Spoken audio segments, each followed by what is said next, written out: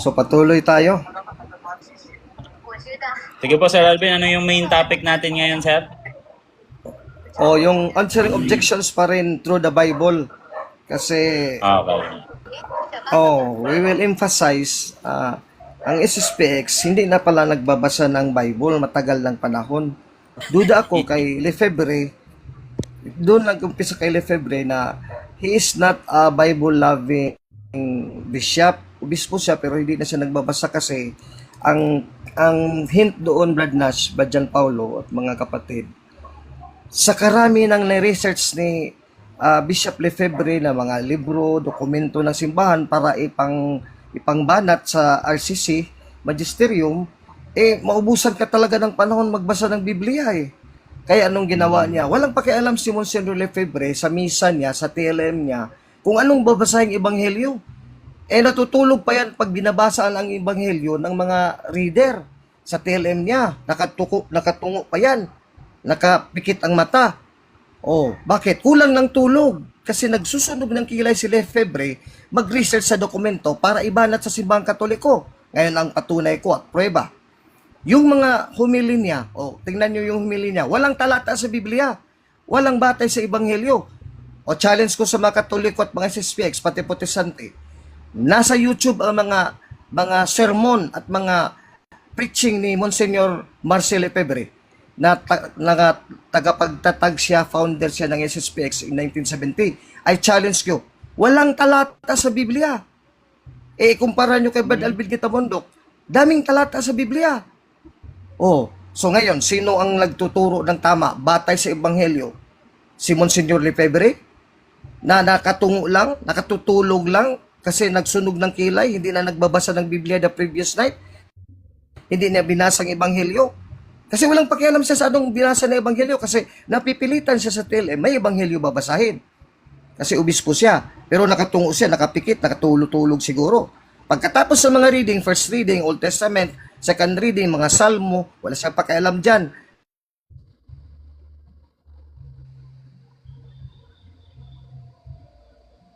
Pakialam, bakit anong patunay? Tingnan nyo sa YouTube,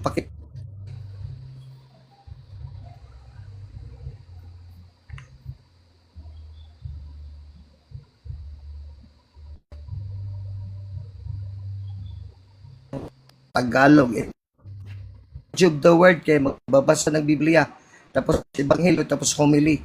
Tapos dito naman second part, liturgy of the Eucharist, pag-consecrate ng bread and wine into the body and blood of Jesus Christ. Ang second part, ngayon dito sa homily. Ang homily niya puro banat sa Katoliko. Meron ba sa Ebanghelyo banat sa Katoliko? Tingnan yung mga banat ni Lefebvre at mga SSP Express. Ito, Mr. RG Sino, alam ko, nakikinig ka kahapon sa amin kasi may nagpasa dyan ng link sa TikTok. Ngayon, ang challenge ko sa Mr. Sino, putulan tayo ng kalingkingan, putal ako ng kalingkingan, kung may video ka dyan na batay sa Ebanghelyo, nagpipreach yung SSP Express nyo. Walang talata wala namang alam dyan sa Biblia yung mga SSP Express, mga pari nyo. At hindi lang yung pari nyo dyan, si Father Tim, lahat ng mga pari nyo SSP sa buong mundo. Bakit? Hindi nyo tradisyon yan na mag-gospel reading. You redefine the meaning of homily. Hindi na yan homiletics. Pare kayo na walang homiletics, walang training sa homiletics based on the gospel. So, invalid nga yung mga misa nyo. Bakit? Hindi na yan homiletics. Part pa lang liturgy of the word. Dito naman sa second part, liturgy of the Eucharist, wala kayong karapatan kasi pinigilan kayong magmisa. So, illicit and illegit, illegal yung misa ninyo. So, how can that be pleasing to God?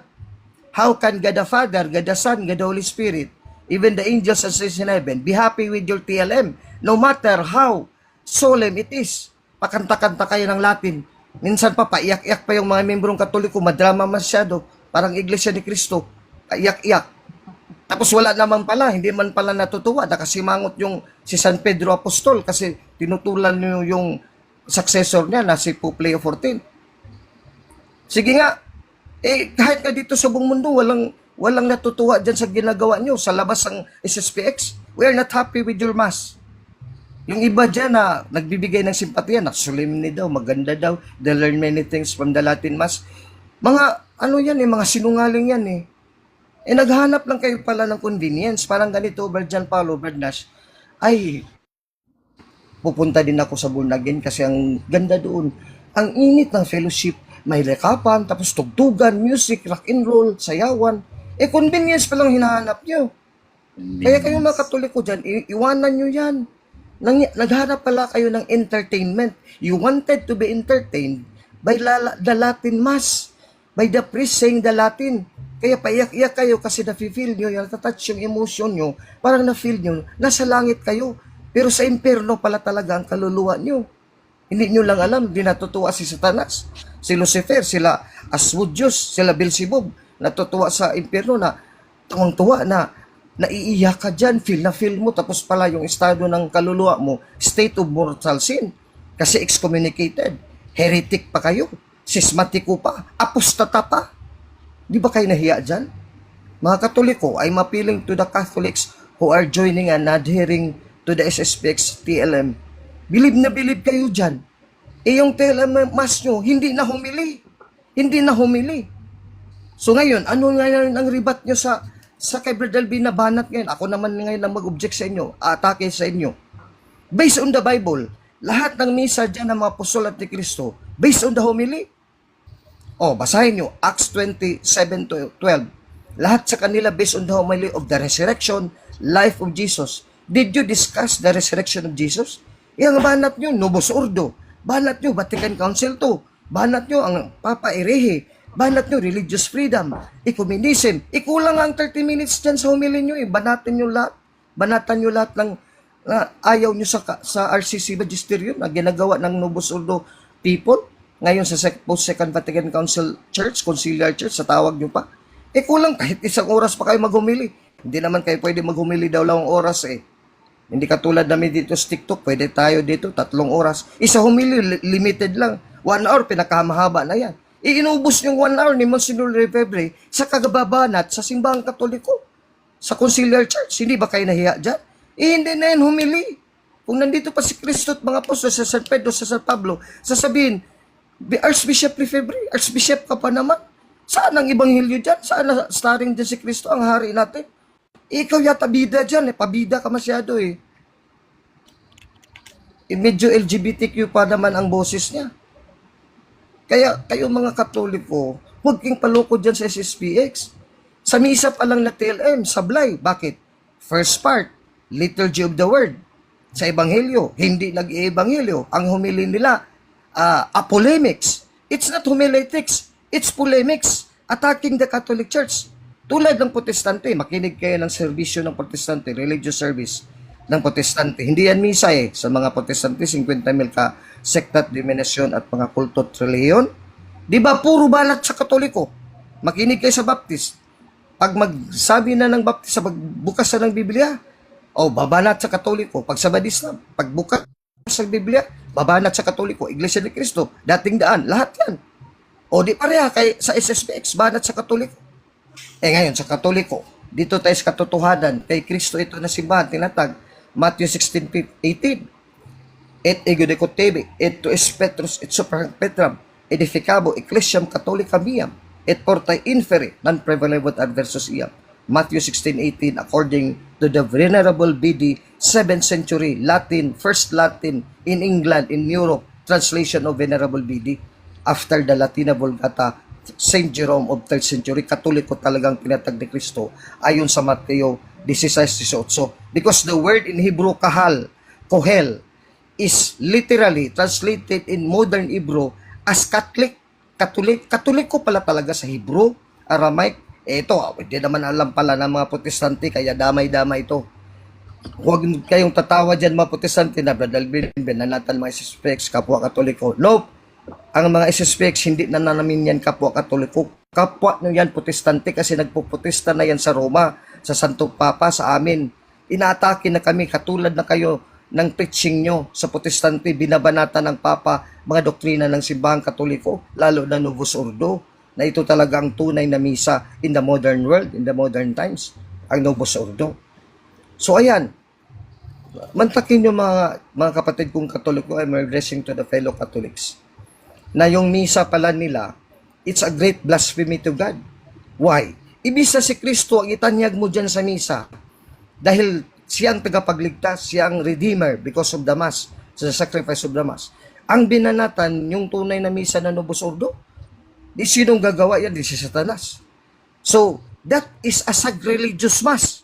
O ito, ngayon, patunayan ko, sacrilegious mass, lahat ng ginawa na misa ng mga obispo at mga pari at dinaluhan ng mga SSPX adherents sa mga laiko, buong mundo since 1970 until now, at until hindi pa yan mabuwag ang SSPX na yan.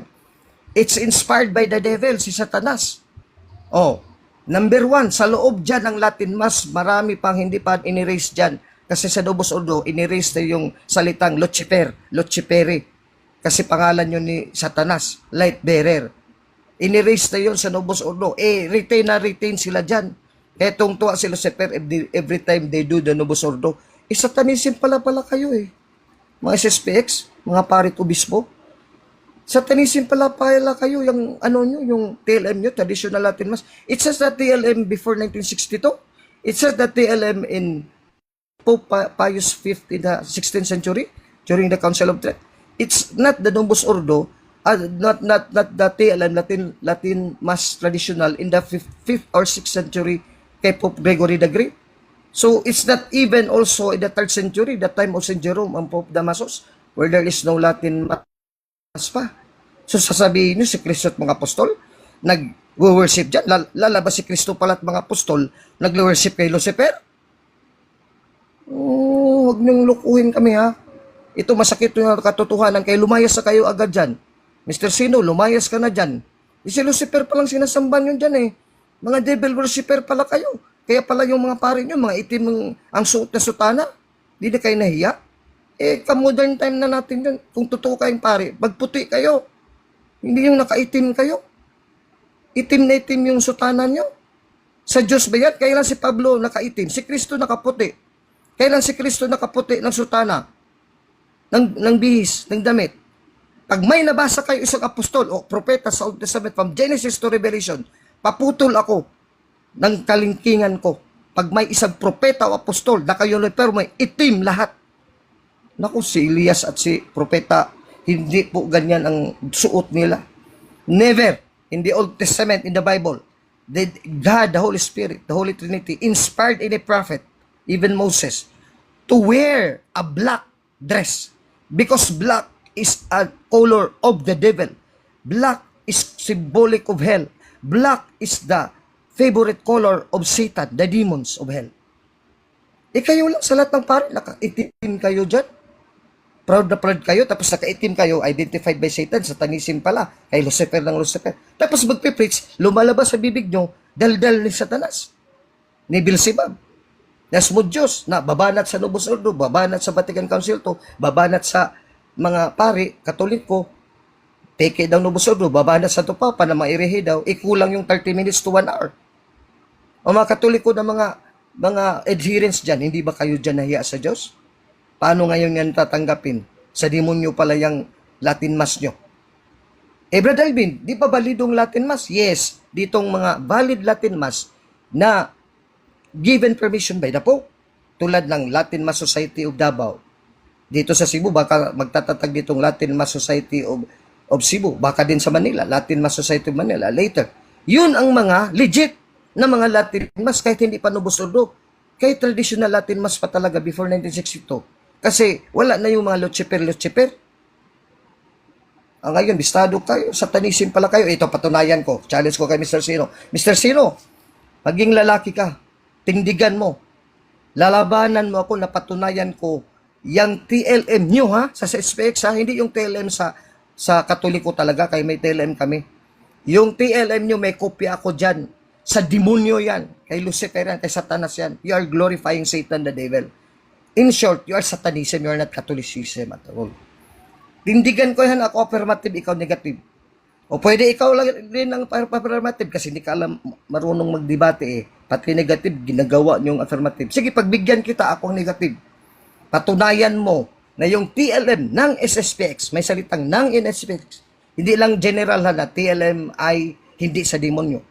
TLM namin ng mga SSPX, Brad Alvin, TLM ni Monsignor Refebra at lahat ng obispo at mga pare at mga Catholic layman adherents ng SSPX ay sa Diyos at hindi kay Satanas. Ayan. Ikaw affirmative dyan. Tututol ako dyan. Magre-research ka na naman ulit ngayon. Magre-review ka naman. Elite ka na pala. Naku, at pag-research mo, alam mo pala nga, dihado ka, hindi ka lalaban. Hindi ka naman talaga lumalaban eh. Iyon nga ang debate nyo, patunayan mo nubos ordo sa demonyo. Ayaw mo, yun ang statement mo sa live stream mo. Tapos pala, pag tinanggap na ang challenge mo ng CFD National President, kaibigan ko, si Ryan Mihiliano, hindi ka pala tumuloy. Si Ryan, ginawa mong affirmative na magpapatunay sa Diyos yung nubos ordo. Tapos hindi mo naman ulit tinuloy. Pinabago mo 2 beses, hindi mo tinuloy. Yun ang ginawa mo sa akin noon. Na isang tema, patunayan mo, SSPX is a valid Catholic society according to your references. Kahit ano, basta valid. Tapos ako negative. Nag-schedule ka, Mr. Sino, doon sa San Pedro Cathedral, doon sa parke. May schedule na, tapos a week before sa ating debatehan sa schedule, sinabi mo, Brother Alvin, hindi pala pwede matuloy kay nag-debate natin kasi may gagamitin ng gobyerno yung plaza. Tingnan mo, kung hindi malapit ng schedule, ikaw pa nag-volunteer na ikaw mag-co-diligence kasi taga dyan ka. Mamamasahe pa ako malayo. Tapos pala, pinuspon mo. Iniba mo naman. Tapos sabi ko, Mr. Sino, saan naman tayo ililipat?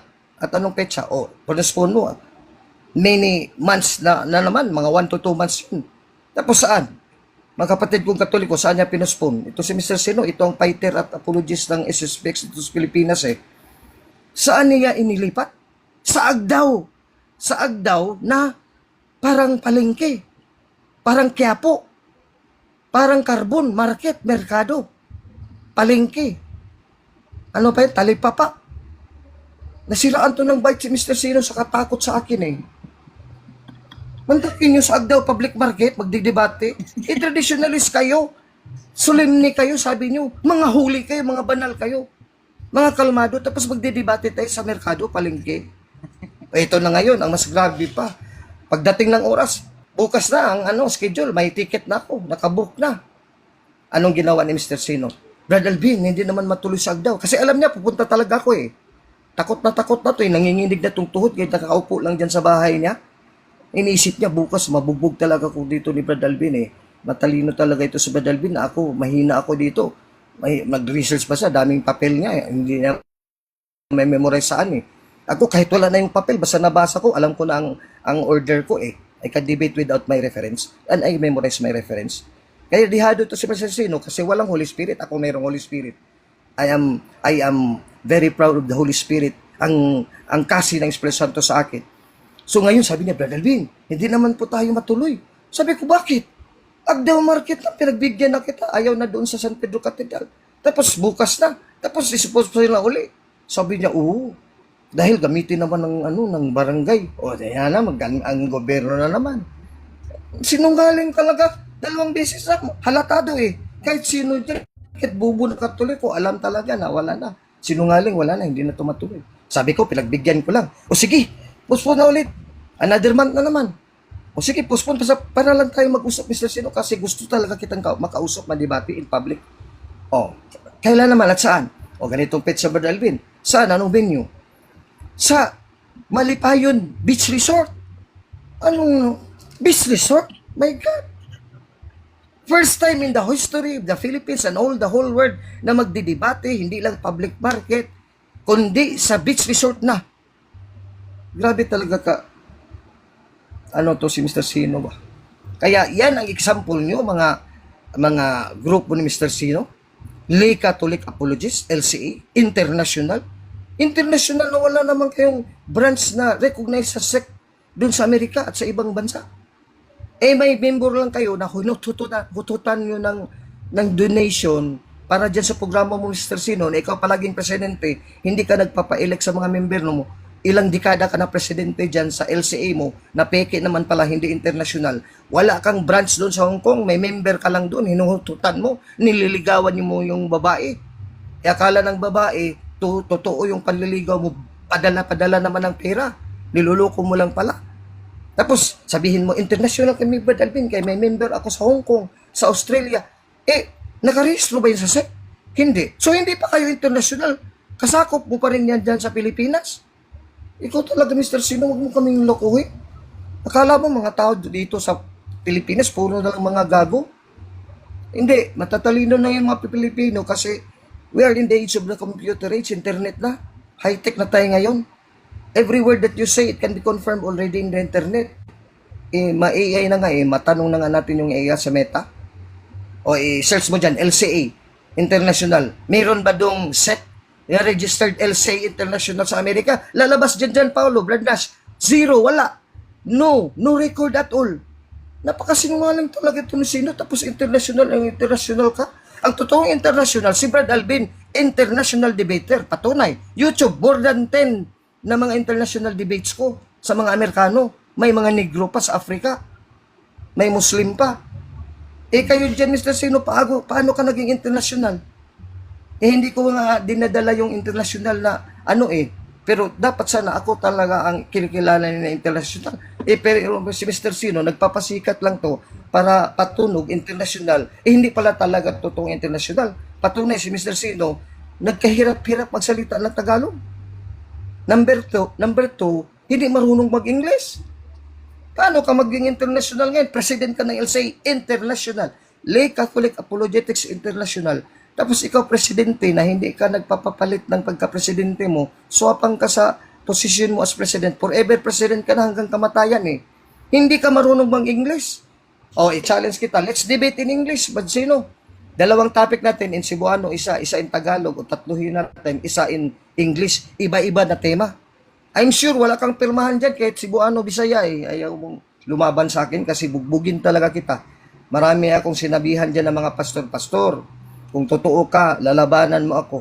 Yes, Brother Alvin, magdebate tayo. Pero itong sabihin ko sa iyo, pastor, before tayo ng debate, mabugbog ka talaga, pastor. That is my prediction. I predicted pain on your part. Siguro masasaktan ka.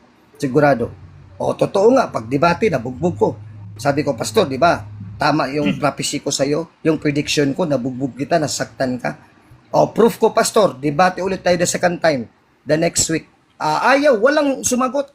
May isa sumagot, dalawa. Next month pa, Brother Alvin, siguro next month pa, next few months after.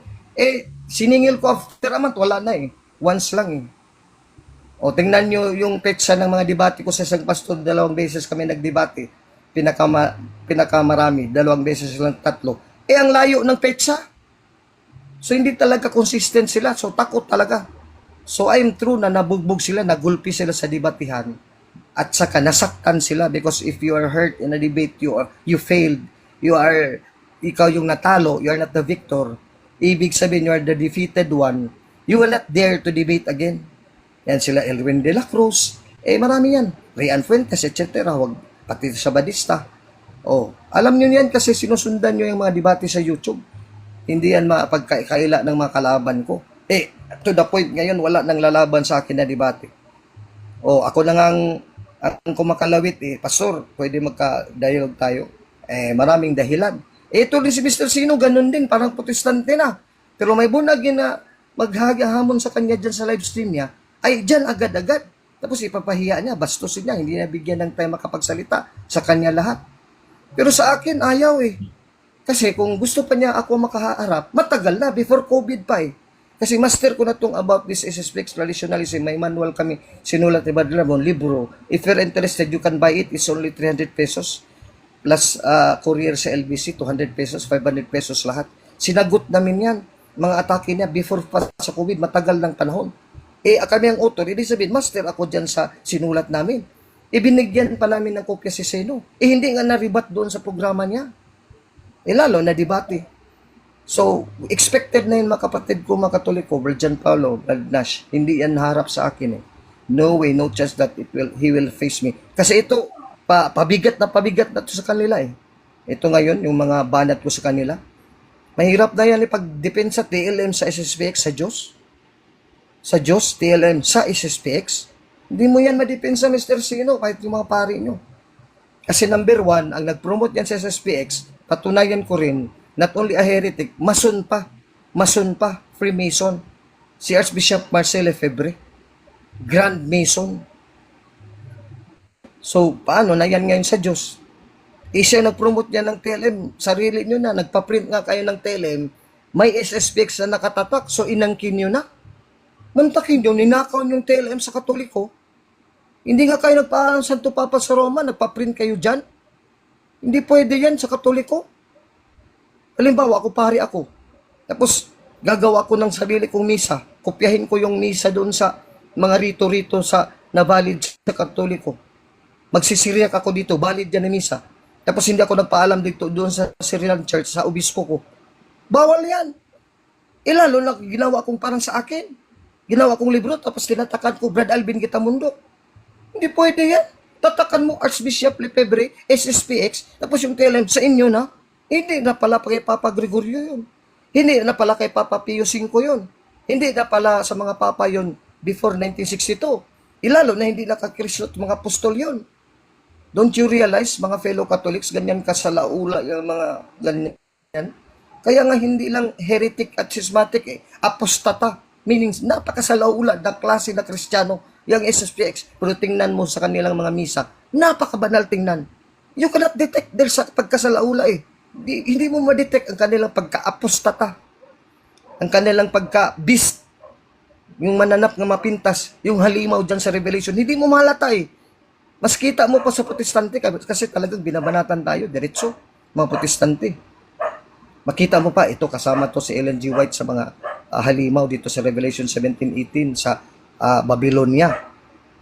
Itong SSPX, hindi mo malata Minsan may isip mo pa, para yata mas banal talaga itong SSPX kasi sa Katoliko dito sa Cebu, sa Manila, sa ating mga misa. Hindi mo malata. Yan ang tuwang-tuwa si Satanas dyan na he camouflages the Latin Mass. So that Catholics may believe that it is still true, it is still godly, it is still holy, it is still solemn, it is still what is pleasing to God, to the Holy Trinity in heaven, to all the saints and angels. No! It is pleasing to Satan, the devil. Wala nang mga anghel dyan sumasama. Kahit solemne pa ang Latin na music na pinatugtog nyo dyan, pati kanta ng mga choir nyo, Latin, solemne na. Naiiyak yung mga membro nyo, pati pari pa, padrama-drama, paiyak-iyak tulad ng Iglesia ni Cristo magsamba. Pero wala nang Diyos dyan. Nasasaktan ang Diyos dyan, si Mama Mary nasasaktan dyan. Mga anghel hindi na sumasama dyan sa misa. Bakit? Busy ang mga anghel at mga santo dito sumasama sa Novus Ordo. Hindi pwede ako si Miguel Arcangel, gagwardya ako sa Novus Ordo. At the same time, gagwardya ako dyan sa TLM ng SSPX. Pwede ba yan? Walang santo ang anghel sasama sa inyo dyan. Si Lucifer nga ang isinasamba. Lucifere. Adore te Lucifere. Ano yan? We adore you, Lucifer, light bearer. Sa isip nyo kay Kristo is the light bearer. Pero pala, si Satanas ang tumangak kasi si Kristo, bingi na hindi na makarinig sa inyo. Hindi na yan pakikinggan ni Kristo kasi you attack the vicar of Christ. Ako ang hari, tapos yung ministro ko, primero ministro, inaatake nyo na gago, buang, si Raulo, si Papa Leo 14. Tapos tatanggapin ko yung alay nyo sa akin. You are not worshiping me if I am Christ in heaven. Because my Prime Minister on earth, the Pope, you attack vehemently. Ginawa niyong apostata, ginawa niyong sismatiko, ginawa niyong irehe si Santo Papa, namin ilang Santo Papa, after 1962, lahat ng Pope, puro heretic, puro sismatic, puro apostata. Baliktad pala, kayo pala irehe, kayo pala sismatiko, kayo pala mga apostata, kayo pala sa laula na Katoliko. Hindi kayo nahiya? Mga Katoliko na Novus Ordo, huwag kayong makinig dyan. If anybody invite you, brad, sister, makinig tayo dito kasi solemne, maiiyak ka sa Latin music para talagang itinataas mong kaluluwa mo, parang nakapasok ka sa langit, mga anghel nakikinig boses. Ang mga demonyo palang nagka-choir dyan Walang anghel dyan, si San Miguel Arcangel, San Rafael, San Gabriel. Wala. Walang anghel dyan dadalo kasi hindi pwede, inatakin yung Novus Ordo. Ito talaga ang valid na Eucharist na misa ng simbahan kasi promulgated by the Pope since Pope Paul VI, Novus Ordo, Pope Paul VI, ni-revise yung TLM. Ito talagang valid. Until na-i-revise naman ito. Ito pa rin ang valid in the modern world. Tapos sasabihin mo sa demonyo to, sa demonyo Novus Ordo, sa inyo pala ang sa demonyo. Paano yan ngayon? Hindi kayo katanggap-tanggap sa Diyos. Mababago ba ang misa. Ito, basa. Talata naman tayo, kaya nalimutan natin talata sa Biblia. Brad John Paulo, meron kang ano dyan? Tagalog Bible? Meron po, Kindly sir. read. Kindly read 1 Corinthians sa Tagalog Bible, chapter 11, verse 23 to 26. Kung mababago ba ang misa ng Katoliko within 2,000 years? Mawawala bang substance of the Mass? According to tradition and the Bible. 1 Corinthians chapter 11, unang talata 23 hanggang sa baba, versikulo 26. Basa. Sapagkat tinanggap ko sa Panginoon ang binigay naman sa inyo, na ang Panginoong Hesus ng gabing siya'y ipinagkalulo ay dumampot ng tinapay. At nang siya'y makapagpasalamat, ito ay kanyang pinagputol-putol at sinabi, ito'y aking katawan na pinagputol-putol para sa inyo. Gawin niyo ito sa pag-alaala sa akin. Sa gayon Hanggang ding 26. paraan ay kinuha niya ang kopa pagkatapos maghapunan na sinabi, ang kopang ito'y siyang bagong tipan sa aking dugo. Gawin niyo itong tuwing kayo iinom nito sa pag-alaala sa akin. Sapagkat sa tuwing kainin ninyo ang tinapay na ito at inumin ang kopang ipinapahayag ninyo, ang aking kamatayan ng Panginoon hanggang sa dumating siya. Napakaliwanag. So dito rin mag-upisa sa last verse na binasa ni John Paulo. For as often as you shall eat this bread and drink the chalice, you shall shew the death of the Lord until He comes. So ang substance ng misa, Manubos Ordo, Ma-TLM, o Syriac Mass, Malabar Rite, etc. Basta valid, kahit nga ang Greek Orthodox na misa, valid din sa Katoliko. Pag may bread and wine na consecrated, yun ang substance. So meron yun ngayon sa Novus Ordo. You shall shew the death of the Lord until He comes. So patuloy yan hanggang sa pagbalik ni Kristo. Yung substance ng misa. Nandyan bang substance ng misa sa Novus Ordo? Nandyan. So, hindi tama na sabihin mo, sa demonyo na yan. Kasi mawawala pala itong bisa ng salita ng Diyos. Mga Catholics, fellow Catholics? Listen to me well. Kasi hanggang daw sa pagbalik ni Kristo na doon yung misa. In 1962 pala, nawala ng misa kasi lumabas na Novus Ordo for all the whole world.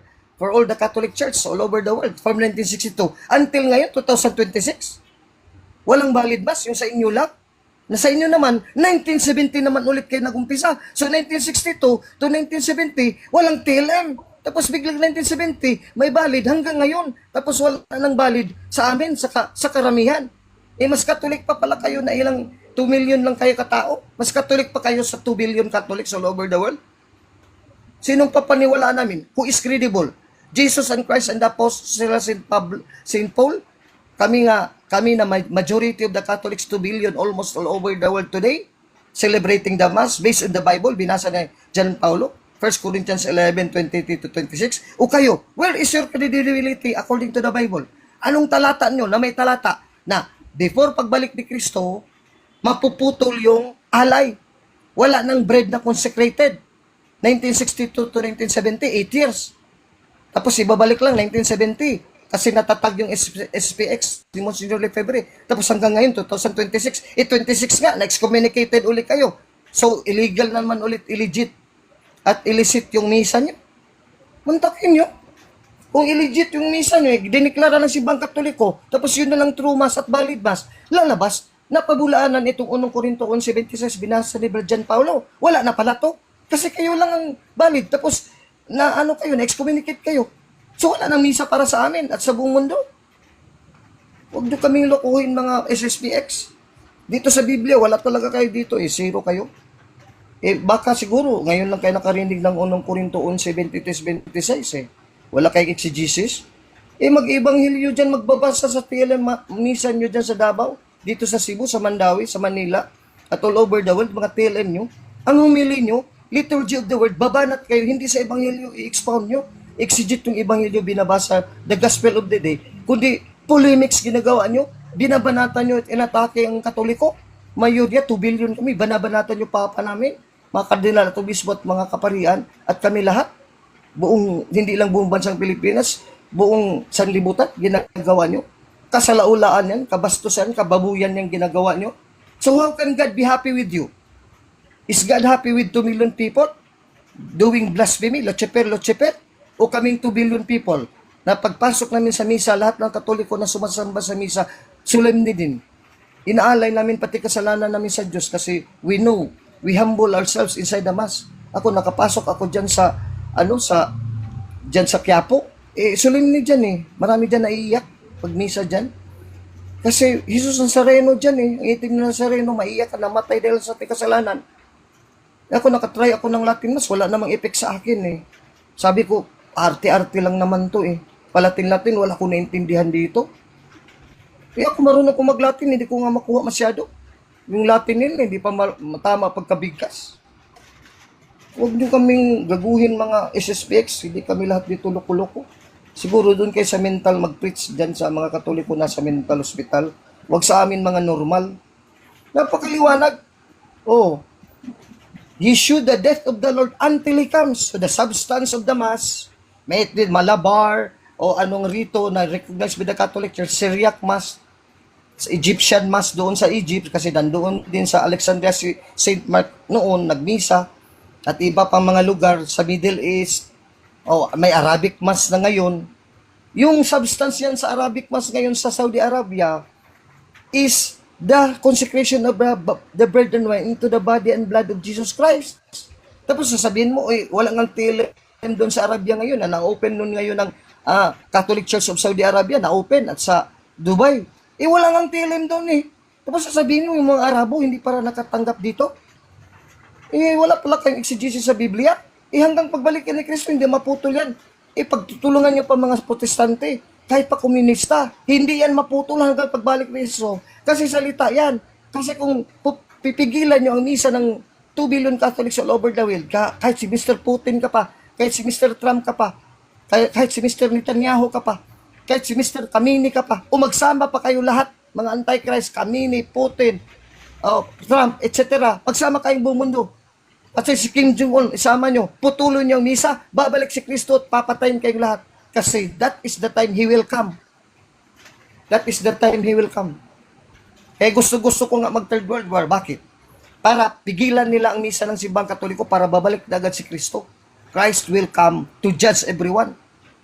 Diyan ma-showdown na natin kung sino talagang tunay. Kaya I'm confident, I'm not afraid kung anong mangyari dito sa ating buhay. Ngayon na naabutan tayo ng napakamaraming mga gera-gera, nakakatakot kasi this is now the nuclear age. Isang bomba lang siguro gunaw ang buong Cebu.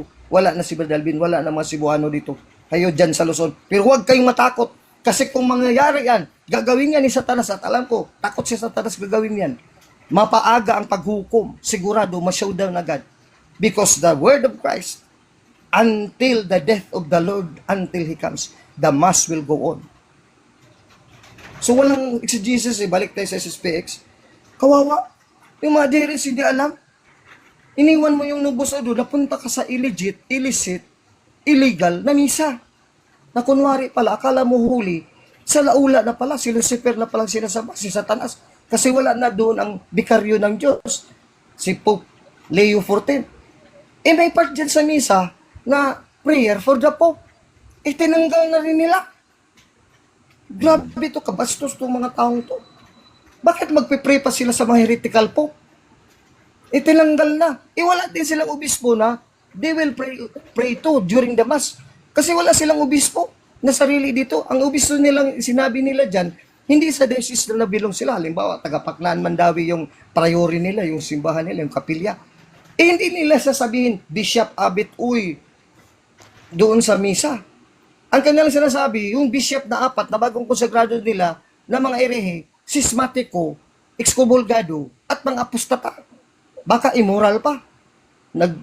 Nagwa-watch pa ng porn yun. Pare nga, nag-watch ng porn ng SSPX Hindi kayo nahiya dyan? Pahuli-huli kayo, tapos pala, kaaway kayo ng Diyos. Isaiah 65, 4-5, binasa ko kahapon. Isaiah 65, talatang 4 hanggang 5. Holier than thou art attitude. Wala yan sa amin sa Katoliko dito. Nagsisimba kami kahit anong simbahan dito sa Cebu, sa Manila. Hindi kami iniisip na dito ako nakasamba sa Nazareno, mas huli ako dun sa taga-bundok na mga Katoliko, kapilya lang. Eh kayo, holier than thou. Nakasamba ako dito sa Lapinmas, sa Paknaan, Mandawi, o sa Priory dito sa Davao City. Mas huli na ako sa Novos Ordo, dyan sa Katedral sa San Pedro, dyan sa Manila Katedral, mas huli pa kami. Niloko to kayo ng demonyo. Sino nag-utos sa inyo na mas huli kayo sa amin? Judgmental pa kayo sa mga osas eh. Katulad lang kayo sa mga osas. Wala kayong pinagkaiba. Wala kayong alam sa Biblia eh. Kaya tama yung title ni Brad John Paul, yung thumbnail niya. Walang alam pala sa Biblia, SSPX. Unang Korinto 11:23 hanggang 26. Basahin natin 23.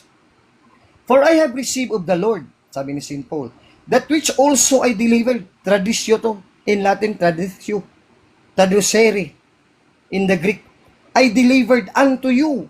Yung word you, hindi yung mga Kristiyano na buhay pa sa panahon ni Paul sa Corinthians, kundi you meaning the Catholic Church all over the world. So yung you, palagi yung church, all the time. Ngayon, 2026, yung you, na-delivered para ni St. Paul through the Novus Ordo, through the TLM ng Magisterium, hindi TLM ng SSPX, na-delivered pala. Kung hindi na-delivered, wala na palang tunay na misa tayo, 2 billion, sila na lang 2 million mga SSPX may tunay na misa, hindi pala na-delivered sa kanila lang. Na-excommunicate na sila.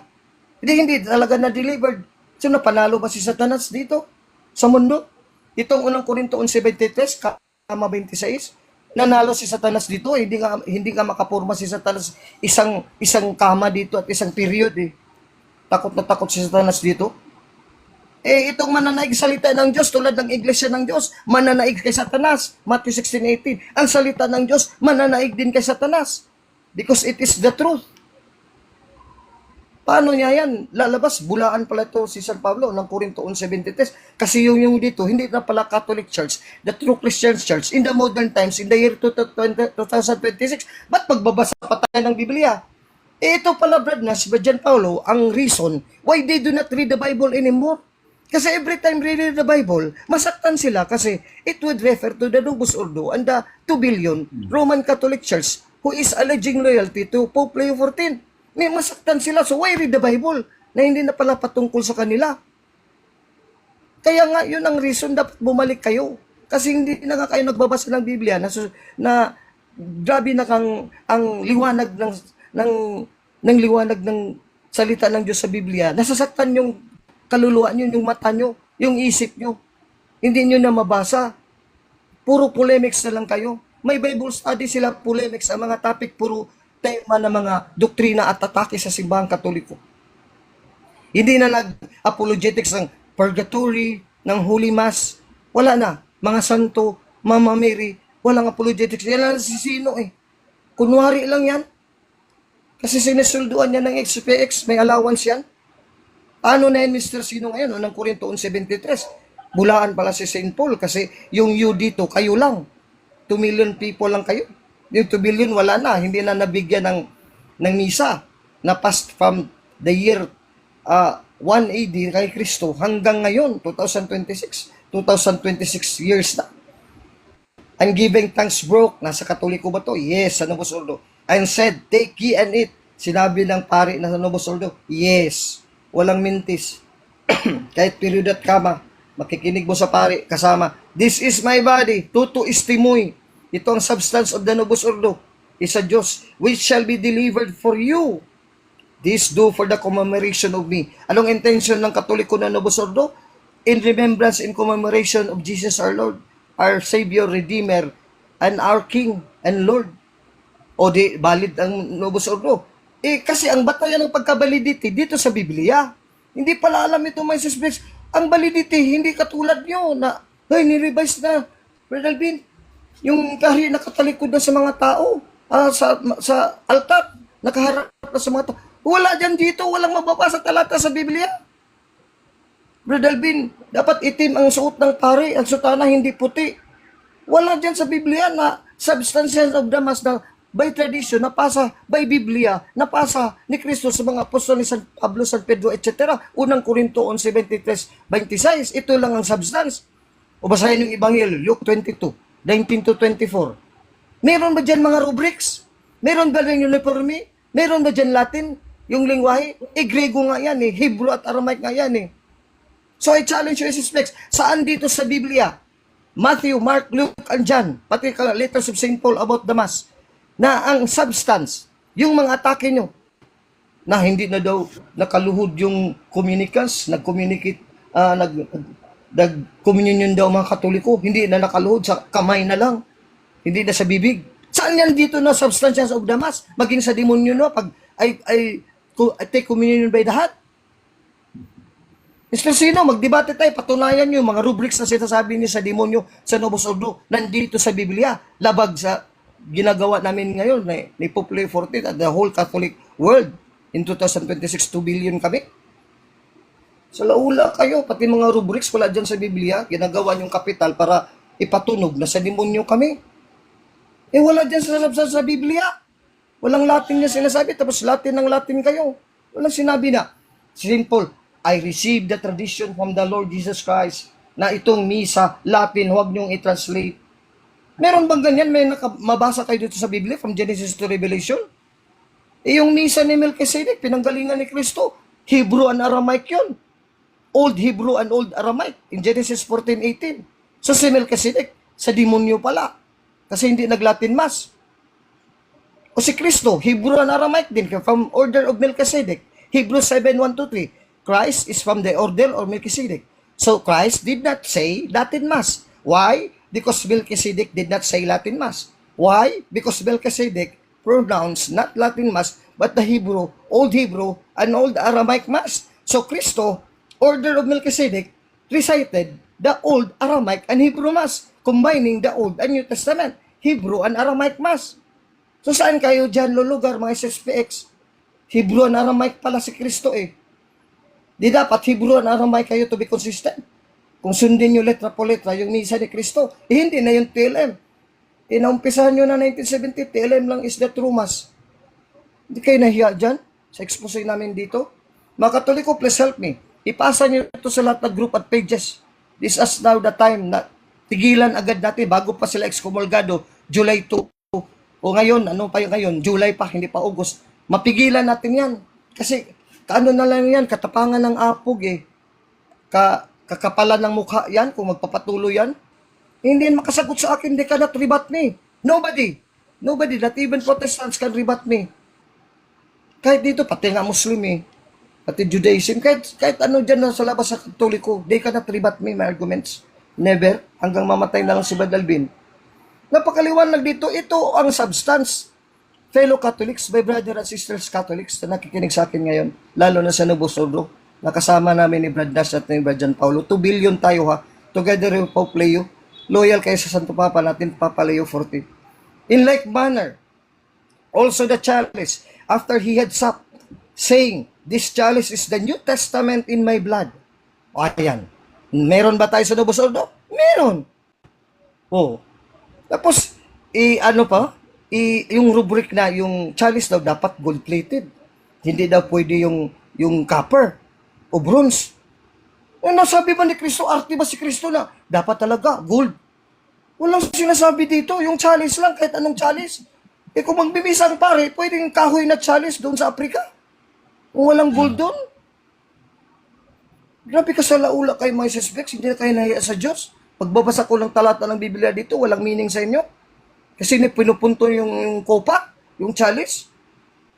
Pati yung mga clothing dyan sa mesa, pati pang mesa, binabanatan nyo pa. Pati pa altar ng Novus Ordo. Meron bang mabasa dito dyan sa mga atake nyo na kailangan ganito.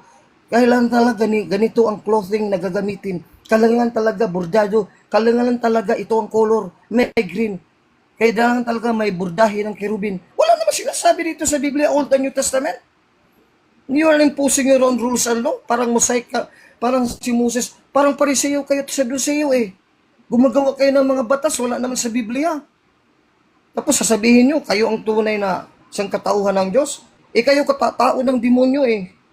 This do ye, as often as you shall drink. Ayan, for the commemoration of me. For as often as you shall eat this bread lang pala, and drink the chalice, the wine, you shall shew the death of the Lord, until He comes, period.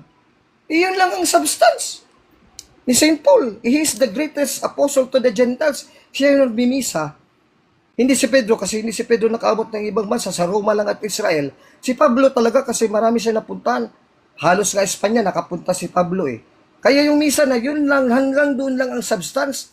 Thus the word of the Lord says, thus far shall you go, and shall no go farther. Job 22:15 ba yan? Kalimutan ko, or 13? Pagsabi ng Diyos, dyan lang ang substance of the Mass, huwag niyong dagdagan mga rubrics, mga SSPX. Who are you? Who you? Diyos kayo? Yung daldal nyo yan, mga atake nyo yan sa Diyos yan? Walang sabi sa Diyos yan. Patunayan natin ni public debate. Sa demonyo niya, patunayan ko yan, mga objection nyo. Lahat galing presko sa impyerno eh. Kay Satanas yan, inspired by the devil, 1 Timothy 4:1-3. You are now in the present world, SSPX. I'm sorry to tell you, the true synagogue, the new synagogue of Satan, of the devil, of Lucifer, the demon. Revelations 2:9, Revelations 3:9. Because you're inspired by the devil, 1 Timothy 4:1-3. Mga aral nyo, doktrina, at aral ng mga demonyo ni Satanas. John 8:44, ama ng sinungaling. Mga sinungaling din kayo. Hindi kayo mahiya sa Biblia. Walang substance yung ano niyo. Ngayon, itong substance, balikan natin ng TLN. Resback ni Brother Alvin. O kompletong nabusordo. Ngayon, balikan ko ulit. Yung liturgy of the word nyo, preaching the gospel, na polemics na hindi apologetics. Di wala na. You did not tell of the death of Jesus, na ito yung substance sa unang Korinto 11:23-26. That Christ offered Himself. He died. Oh, hindi nyo, this is the center of the gospel, Matthew, Mark, Luke, and John, the life of Jesus. Eh, ano pang life ni Jesus that you expound in your homily, na hindi na yan homiletics, kundi puro na yan polemics. Basa, unang Korinto 15:1-4. Now I make known unto you, brethren, the gospel. Ano yung ebanghelyo?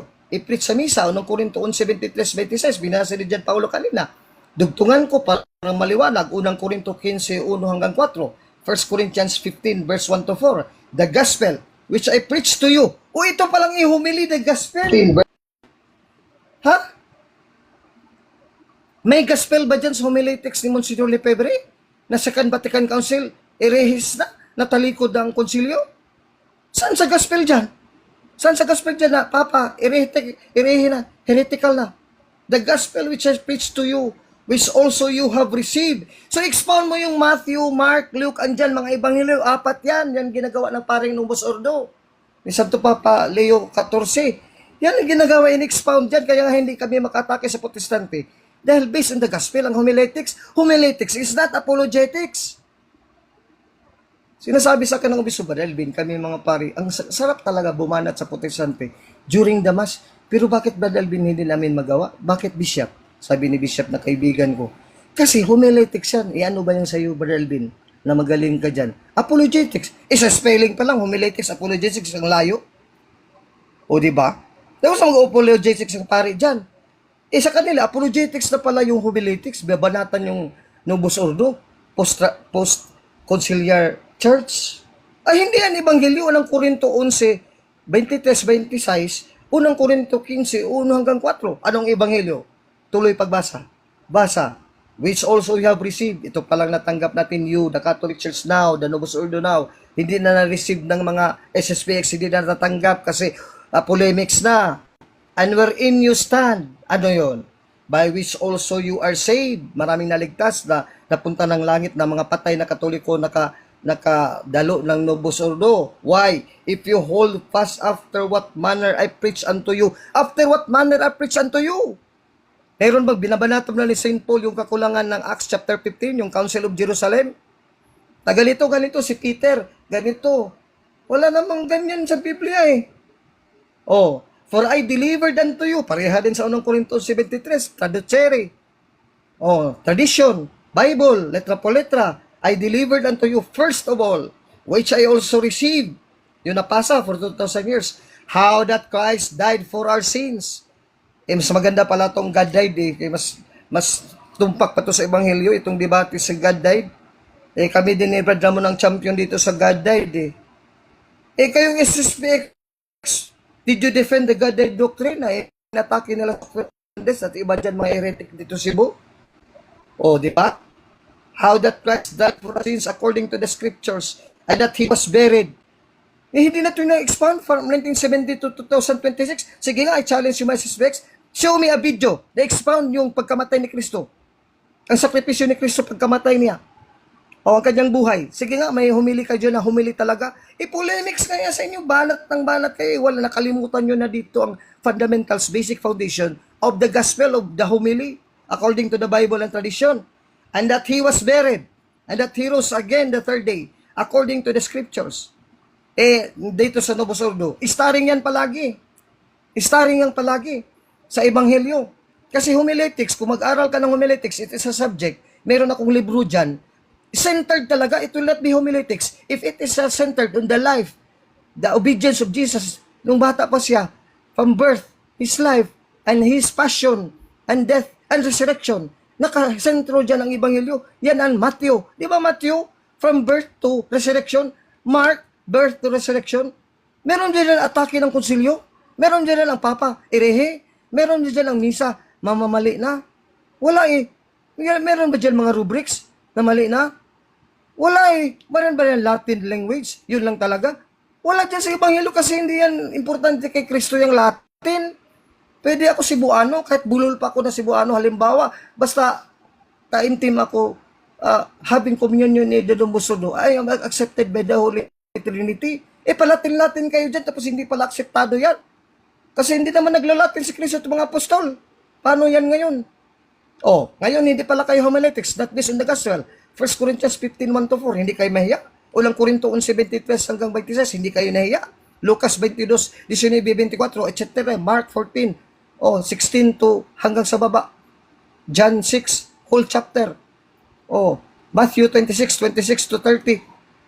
Tapos, Luke 22, Matthew, Mark, Luke, and John. Complete. Ito yan eh. Korinto 11:10, 15:17, Unang Korinto 11:23-27, Unang Korinto 15:1-4. Daming talata ang substance na sunod ng Novus Ordo. Tapos kayo atake kayo. Wala pala substance dito sa Biblia. Kaya Bible against the SSPX. SSPX sa demonyo kontra sa salita ng Diyos sa Biblia. I'm calling all Catholics, lalo na mga SSPX adherents. Magising kayo. Come out of Babylon. My Catholic friends, lumabas kayo sa Babylonia kasi lalapit na, magti-third world war na, mamamatay na siguro tayo by nuclear war, nuclear bomb. Wala, repent, come out of Babylon, my Catholic friends. SSPX, Mr. Sino, come out of Babylon. Kasi maiwan mo yan lang pamimera. Masarap na pagkain, yung pagiging sikat mo dyan sa Davao, iiwanan mo yan and you will be held accountable to the Vice President Sara Duterte, held accountable dito ngayon sa Senado. You and me, we will be held accountable, kami ni Brad Nash, Brad John Paulo, tayong mga CFD. Pero we are confident that we have defended the true faith. We are the true generals. We are the true soldiers of Christ in the modern times. We are the heroes of the faith in the modern times. We are not afraid to be judged by God. Every Friday pa ako nangumpisal sa aking kasalanan eh. Kayo nga dyan mga suspects, ikaw sino? Hindi ka daw nangumpisal? Bakit alam ko? Kasi may paring, hindi pare, like ko na Katoliko, na kasama nyo dyan sa LCA, hindi ka daw nakita doon sa misa sa TLM din sa Davao. Minsan ka lang makapunta dyan. Mas time, madalas ka pa dyan sa babae mo, hindi mo asawa. So ano na ngayon? Tama kayo mga SSPX? Mahiya naman kayo. Napakasalaulan ng aral nyo, wala sa Biblia, kontra sa Biblia. Latin? No. The Christ and the Apostles never. I would even challenge na hindi talaga sila nagsalita ng Latin during their time in the Mass. Bakit? Si Kristo and the Apostles are Hebrew. They are Jews. Si Pedro, nagmisa sa Roma. Posible pa Jewish Aramaic kasi may mga Hudiyo din sa Roma. Si Pedro pala, very regionalistic. He's an Israelite. Tapos, kukontrahin yung mga Hudiyo, magmimisa pala siya Latin. Sabi ng mga Hudiyo, ano ba to Pedro? Sabi mo, katuparan ng Judaism, ang Christianity, ang Catholicism, ikaw Papa, ikaw ang unang na leader. Si Kristo nag-Aramaic and Hebrew, nagmisa, ikaw rin Latin. Hypocrite ka pala. Para nagpapabilib ka dito sa emperador sa Roma. Pabilib lang yan eh. Palatin-Latin, pabilib, pala sabihin, mas huli pala yung Latin kaysa Cebuano. Sino nagsabi? Bakit ibinigay ng Holy Spirit ng Cebuano na salita ni Brother Alvin ng dila ko? Tapos pala masuli ka yung SSPX sa France, si Monsignor Lefebvre, naduda ko LGBTQ pat, mason, secretly. Ha? Mr. Lefebvre? Eh may video dyan na si Lefebvre nandyan pala sa impyerno ngayon eh. May article dyan. Hindi ko na lang yan anuhin kasi masakit na masyado. Tulad ni Martin Luther, may Madre na banal, nakakita dun sa vision nga si Martin Luther nandun na sa kailalim ng impyerno. Tulad na si Felix Manalo ay nandun na rin sa impyerno. Nakita ni Igmedio Zabala, kasama niyang pundador. Convert si Igmedio Zabala, bumalik sa Katoliko kasi nagpakita ang kaluluwa ni Felix Manalo, nasa impyerno na. So hanggang dito na lang po, Brad John Paulo. Brad Nash. Salamat ka, Vince. Thank you so much, Ano ka ng Brother question and answer or ano ka na, Sir Alvin? Magpapahinga kasi panggabi may ano kaya mamaya. Yes, oo, lalabas nga. Yun nga ang mean ko na hanggang dito lang ako, I'll go out na muna. Kayo nang patuloy dyan. Kasi mayroon Sige pa po, akong Sir lakad. Alvin. Salamat. Oh, maraming salamat ha. sa ano po. Thank you, For inviting me, for welcoming me. Maraming salamat. Mga fellow Catholics na nandito, I will join you if I have time. Bukas na naman ulit. Hanggang dito lang po ako ha. Patuloy na kayo dyan. Kayo na bahala dyan. Oh, Brad Nash, salamat. Brad John Paulo. Sir Alvin, Sige, follow back goodbye, mo ako, sir. God bless. Good afternoon. Ano? Pa? Follow Ano back to? mo ako. Dansa Ano? Dansa de la Puerte. Oo. Follow back mo. Sige. Ito yung sige. TikTok ko. Sige. Okay. Sige. Sige po, Sir Alvin. Salamat. So yun guys, no warning ha. Excommunicated na yung SSPX. So hindi yan mas holy. Illicit na yan. So paki-warningan din yung mga kakilala nyo, no, na nag-a-attend dyan. Na yun lang guys, no. Ito si Brami, the Bram. Yo, bro, kamusta? Mic check. Tulog Hello ka, po. diba, bro? Okay. Yes po. Good afternoon po. Yan. Good afternoon, bro. Kamusta? Ito medyo ano lang din. Na-bless dun sa usapan kanina. Thank you po. Yung ano po bali, yung question ko kanina mga sir, 'di ba po may yung sa mga Protestant view kasi 'di ba may tinatawag sila na 400 years of silence, parang ganon. 400 years. Okay. Yung tinatawag na intertestamental period. Yes po, oo. Okay, sige. Aside po dun sa existence nila Saint Elizabeth, tsaka yung prophetess Anna, meron pa po ba sa Bible na ano, dun sa 63 books na parang nagre-refute po nung ano, nung na hindi silent yung Holy Spirit during that time? Hindi malabo naman kasi mag-silent yung Holy Spirit na parang wala lang prophet. Naman yan, accepted naman yan, walang prophet nung time na yun. Kasi yan kumbaga yung propesya nila Jeremiah, Ezekiel, punishment yan sa kanila, no? At tas madalas inuusig pa nila yung mga tunay na propeta, mas pinapaniwalaan nila yung mga false prophet sa panahon na yun Pero maganda yung intertestamental period na yan kasi actually hindi yan sa Maccabees Meron tayong Maccabees Diyan kasi pagka hindi nila pinag-aralan yan, hindi nila alam yung sitwasyon, yung world view dun sa panahon ni Kristo. Kasi nandiyan nagmula yung mga Pharisees, Sadducees, Essenes, yung mga iba't ibang sekta, silot. Dati yung mga Pharisees, okay naman yan Actually, okay yung Pharisees dati. Kaso nga lang nun sa panahon na ni Kristo, naging sila? Legalism. Naging more on legalism sila, no? Hindi kagaya yung unang pasok talaga ng mga Pharisees. Okay talaga yon. At ano pa ba? Yung knowledge kasi ng pagpapasa ng tradisyon, nasa gabay pa rin ng Holy Spirit yan. Ang patunay natin na na hindi sila iniwan ng banal na Espiritu Santo, which is yung kanilang prayer, worship, Hindi naman totally nawala yung ano eh, pananampalataya ng lahat ng Hudyo eh. 'Di ba? Tingnan niyo yung Maccabees. Oh, hindi naman lahat tumalikod doon. Actually, pag tinignan mo 'yon, yung view diyan sa Maccabees, makikita mo yung ano, yung ano eh, yung tinatawag na virtue ng ano eh, ng panguusig, tapos yung ano, basta yun yung mga virtue ni Jesus Christ na tinuturo niya eh. Like ng marami nag-ano dyan, nagiging martyr. No? Marami naging martyr dyan. Matindi pagka-martyr ng mga tao dyan. Kasi pinipilit silang pakainin ng baboy, mag-alay sa Diyos-Diyosan sa templo mismo ng Jerusalem. Tapos, pag hindi nila ginawa yun, papatayin sila, which is matindi. Papatayin sila habang nasa hawak nila yung baby nila. So, pinipili nilang mamatay. Kasi, meron diyan dalawang choices. Pwede naman nilang ano eh, pwede naman nilang pansamantalang sundin yung ano, yung mga pagano, no, pero mas pinili nilang mamatay. Parang yung tatlong binata, kahit alam nilang mamamatay sila, hindi sila sumamba dun sa emperador.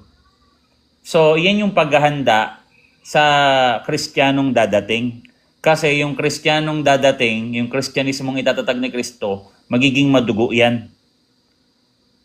Yung unang arangkada niyan, duguan yan. Tignan mo, ang daming pinagpapatay mga martyr, di ba? Doon papasok yung Seeds of the Martyrs, which is yung kabaligtaran yon. Mas lalong pinapatay yung mga miyembro, mas lalong tumitibay yung pundasyon ng church. Hanggang ngayon nga, Uncle, no? May persecution pa rin. Pagpatay. Yes, hanggang ngayon may persecution. So, yung sinasabi nilang iniwan sila ng Diyos, iniwan sila ng Holy Spirit, paano yung mga nananatiling faithful? Ano, kahit faithful sila, tinatalikuran ba sila ng Diyos? Pag magdadasal sila, hindi sila pinapakinggan.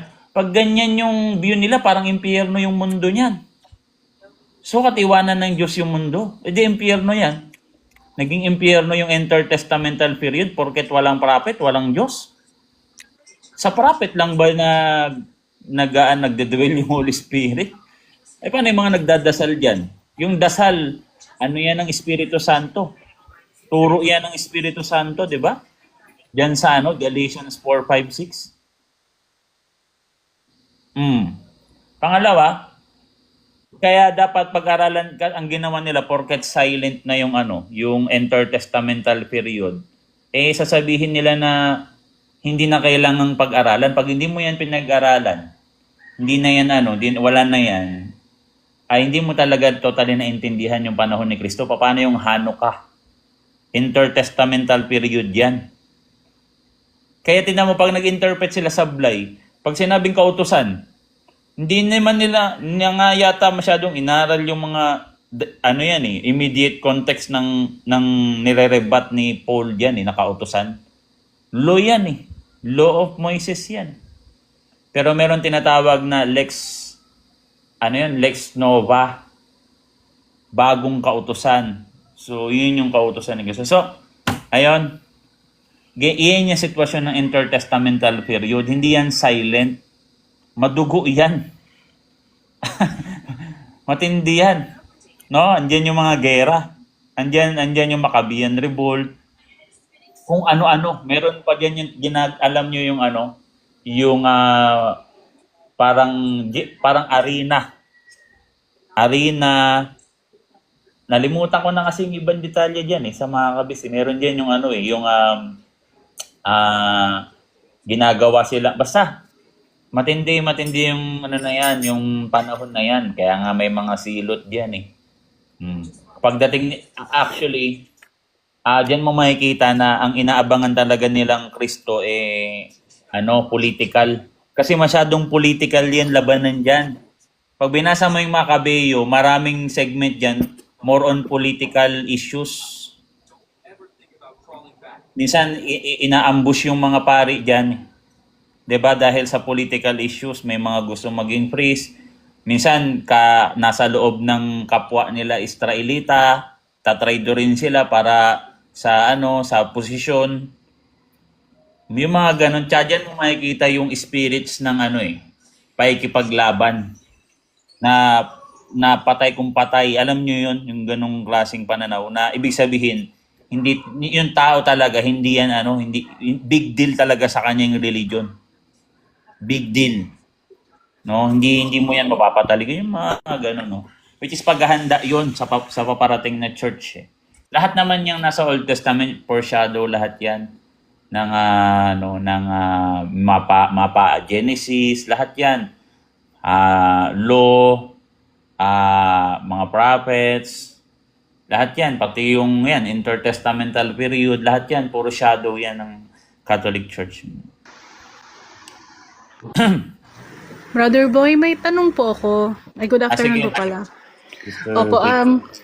para din po sa mga nanonood, Catholic po ako, pero kanina kasi may nadaanan akong live ng atheist against orthodox. So, yung nakuha kong tanong ay galing sa atheist kasi parang hindi ko din alam yung sagot. So, ang question nga is, kung ang Diyos ay all-powerful, all-knowing, makapangyarihan siya lahat-lahat posible sa Kanya, bakit niya pa kailangan ng maniniwala sa Kanya at kikilala sa Kanyang Diyos? Tsaka daw, bakit daw kailangan yung atheist? Parang pinupwersa daw sila na kilalanin yung Diyos. Eh, hindi naman pala pinupwersa ng Diyos yung will sa Kanya. Actually, hindi naman talaga sila pinipersa, tsaka hindi kailangan sila ng Diyos. Ang tao, hindi kailangan ng Diyos. Ang Diyos, ang tao ang may kailangan sa Diyos. Kung mapansin mo, inaalok lang or paanyaya lang. Kasi hindi naman lonely ang God. 'Di ba? Hindi siya gumawa ng tao dahil kailangan niya, dahil necessary. Yung divine will, ang ano niyan, ang direction niyan or ang ano niyan ang nagtutulak diyan yung pagmamahal niya. Bakit siya kumikilos? Kasi sa pagmamahal. Tingnan mo yung John 3:16, no? Agape, no? Self-giving. So hindi kailangan ng Diyos na sambahin siya. Tayo ang may kailangan nun. Yun ay providensya sa atin. Yun ay favor sa atin na sambahin siya. Kasi kahit hindi mo siya sambahin, kahit sambahin mo siya hindi mababawasan yung kanyang pagka-Diyos. At hindi na nangangahulugan na wala siyang kasama.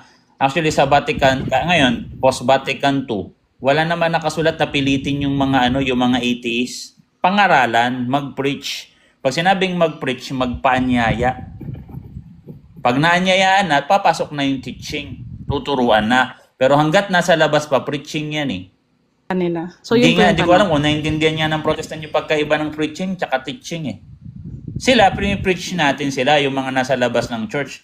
Ngayon, kung gusto nilang matuto, preaching. O, tara, pasok kayo sa live. Ngayon, pag magtatanong na sila, doon napapasok yung yung mga teaching. So yung mga atheists, dapat alamin nyo yung pananaw ng Catholic Church, huwag nyo i-generalize. Hindi namin kayo pinipilit.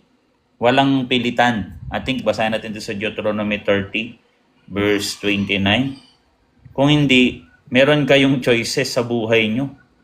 Hindi pipilitin. Sino ba namimilit sa kanila? Tanong mo, sino ba namimilit sa'yo? Dapat tinanong nyo eh. Para wala masabi. Diba? Basahin natin to Aking tinatawag ang langit at ang lupa na pinakasaksi laban sa iyo. So may saksi langit at lupa. Sa araw na ito, na aking ilagay sa harapan mo ang buhay at ang kamatayan. So dalawa pipiliin mo pwedeng buhay, pwedeng kamatayan. Ang pagpapala at ang sumpa. No, pwedeng blessing, pwedeng curse or damnation. Kaya piliin mo ang buhay. May turo. Tinuturuan paano pipiliin. Piliin mo yung buhay, no? Piliin mo ang buhay upang ikaw ay mabuhay, ikaw at ang iyong binhi. So pati yung anak mo, turuan mo din na piliin yung buhay. So meron lang choices na pagpipilian na nilalapag sa kanila at inaanyayaan lang at tinuturuan na piliin yung buhay. Ibig sabihin, piliin, ikaw pa rin ang pipili noon. Hindi sinabi na pinipilit kita, walang ganun. Kasi kung Diyos mamimilit, hindi ka talaga makatanggi, powerful yan eh. Sige po. E di gawin kang AI niyan. Di ba? Opo. Pero Salamat. regalo niya yon, no? Meron free will. If anong pipiliin mo, Kung gusto mo talagang ayaw mo sa Diyos, edi sa impyerno ka. Kung gusto mo sa Diyos, edi sa langit ka. Kasi pag ayaw mo sa Diyos, hindi ka pwede dito sa mundo kasi ano siya nasa lahat siya ng dako. Yun yung problema. Tapos ang gagawin sa final judgment sa second coming, ang Diyos sa lahat. 1 Corinthians 15:28. Sa lahat. Magiging Catholic na all over the whole universe, new heavens and new earth. So, yung mga ayaw sa kanya, dinadala yun sa impyerno, sa hell of the damned. Walang Diyos doon. Doon, hindi na sila magdadasal doon. So, yun yung sitwasyon doon. Hindi Opo. sila pipilitin. Ano bang ano na, Uncle? Wala. Ano bang ibig sabihin natin pag sinabi natin walang Diyos doon? Kasi, di ba, si God din ang nagsusustain ng hell.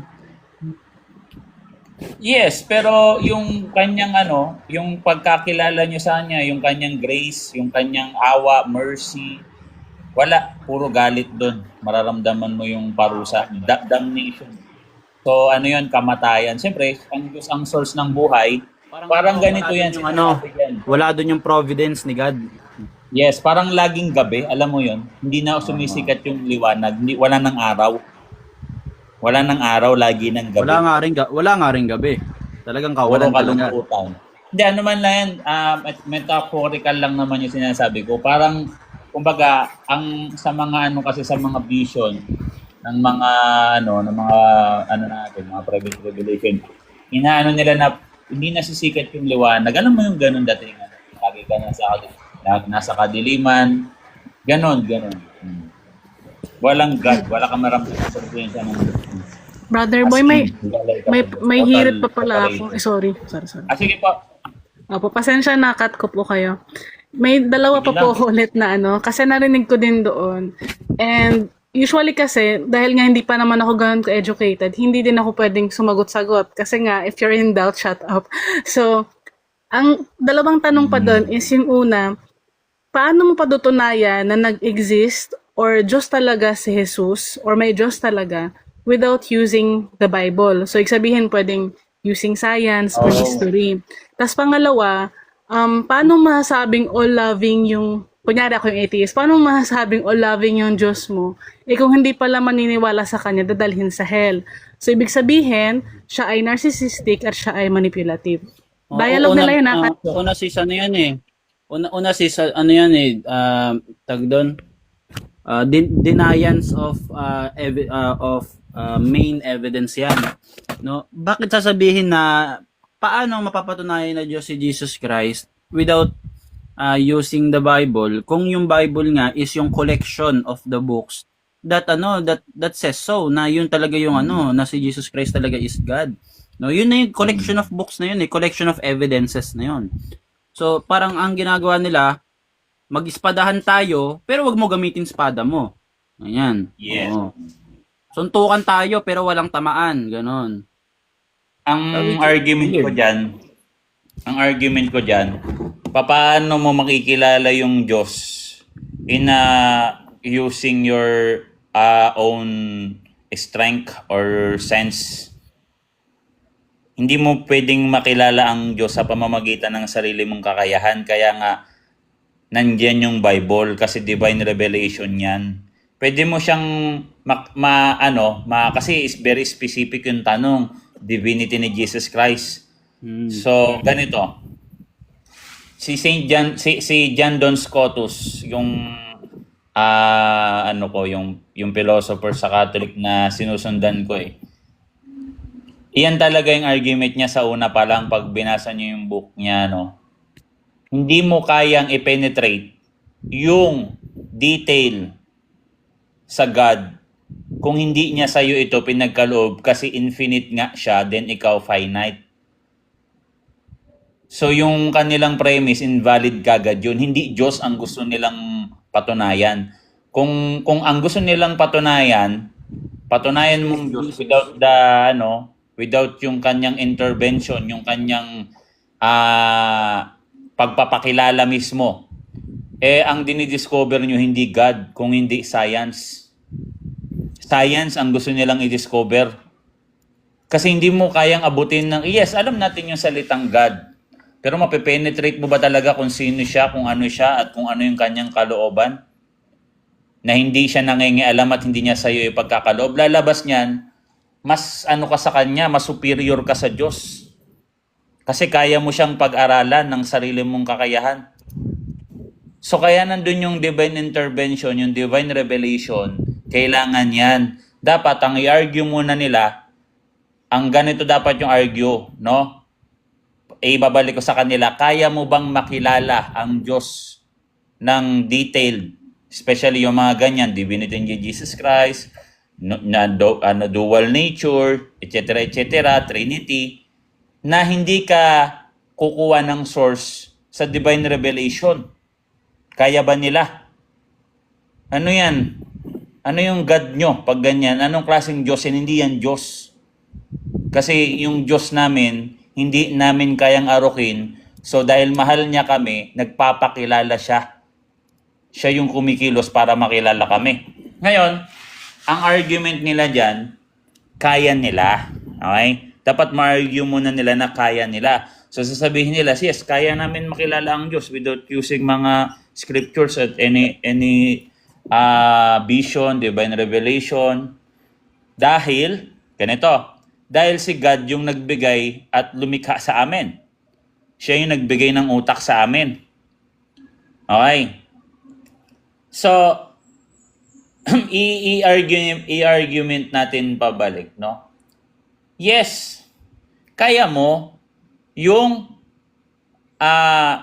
makilala, in a sense na yung God. Pero yung mismong tinatanong nyo is yung, kunyari, using yung creation. May Diyos kasi may ganito siya nilikha, maayos yung pagkaganito, perfect yung mga etc., yung kaayusan ng universe, 'di ba? Tas yung life, hindi pwede magmula sa non-life. So pwede yun, pero yung mape-penetrate mo yung Trinity, yung merong Diyos Anak, Diyos Ama, Diyos Espiritu Santo, hindi malabo yun. Mapakalabo nun. Di ba ngayon, ang counter-argument nila dyan, so bibigyan ka ngayon ng divine revelation, so paano mo ngayon yan maintindihan? Kailangan mo pa ng isa pang divine revelation para maintindihan yung divine revelation hanggang sa magkakaroon na ng eternal law. Yun yung counter-argument nila. So ang sagot dyan, hindi na kailangan ng eternal law kasi nga yung Diyos nga yung sukdulan. Diba? So once na magbigay siya sa iyo ng divine revelation, ipapaintindi niya na rin sa iyo yun. So doon mo na maintindihan siya. Kaya hindi pwede na hindi ka gagamit ng Biblia at ibang mga oral apostolic tradition para hindi na papatunayan mo siya. Kasi hindi Diyos yung gusto mong hindi ganyan yung hindi yan Diyos. No, yung gusto niyong patunayan, hindi eto. By the way, may makiat na, no? Tsaka ano pa yung isa? Catholic ako. Kaya hindi pwede yun, ha? Yung sa narcissist daw, tsaka manipulative yung Diyos daw natin. Kasi kung hindi siya mahalin, pupunta. Hindi. Mahal ka ng Diyos kahit napunta ka ng impyerno, hindi nawala naman yon. Hindi naman nawala yung pagmamahal niya sa'yo kasi as a respect. Kasi yung respect, yung free will at pagmamahal sa'yo ng Diyos at justice at mercy, lahat-lahat yan, hindi yan magkakaiba. Hindi 50% awa, 50% galit, or 10% awa, 10% galit, 10% justice, 10% ganito. Hindi ganon. Hindi yan magkakaiba. Ganon kasimple ang Diyos. Kung ano yung magmamahal niya sa'yo, yun din yung justice niya. No? Yun din yung awa niya. Hindi naman natutuwa ang Diyos pag may taong namamatay. Hindi siya natutuwa. Pero dahil nga regalo niya sa'yo yung divine, yung free will mo, at iyon ay pagmamahal niya sa iyo kasi free will ay tanda ng pagmamahal sa iyo sa Diyos. So decision mo yan. Kung gusto mo mapunta ng impyerno, hindi ka pipigilan ng Diyos. So mahal ka pa rin ng Diyos, kaya lang, ikaw lang talaga yung may gusto na lumayo sa Kanya. Kasi lahat tinubos ni Kristo eh. Sa redemption, lahat yan. Ibig sabihin, mahal niya yung buong lahat ng tao. Mula kila Adan at Eva hanggang kahuli-hulihang tao sa buong mundo, lahat yan tinubos niya. Lahat yon, as in lahat. Pero subjective kung sino yung magre-response.